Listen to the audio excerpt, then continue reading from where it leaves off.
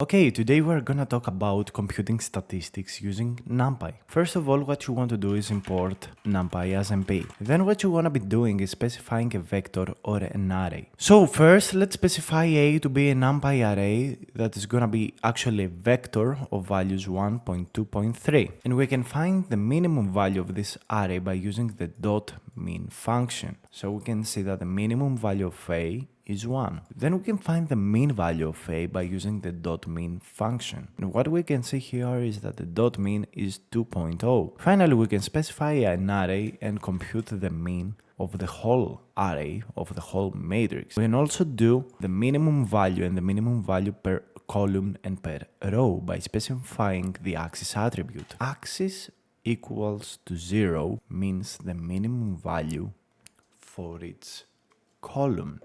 Axis equals to 1 specifies the minimum value per row. So if you visualize your array, what you can see here is that here we've got 2 rows and 2 columns. So by specifying min axis equals to 0, you can see that 2 and 3 are the minimum values for each column. Then you can compute the mean value per column and row respectively. What you can see here is that the mean value for each column is 3 and 4, while for each row it's 2.5 and 4.5. You can also find the maximum value again using the same thing. And you can also find the index, the position of the minimum, by using the arg.min function. If you specify no axis, each of these functions is gonna look on the whole matrix.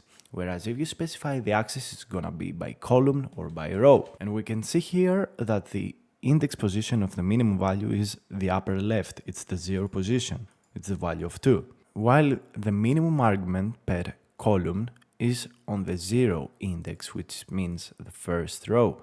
While for each row, it is the first element. So finally, you can use .std to compute the standard deviation of the whole array, and again, you can specify the std per column or the std per row by using the axis attributes. Boom, you are good to go. Hope this helped you quite a lot.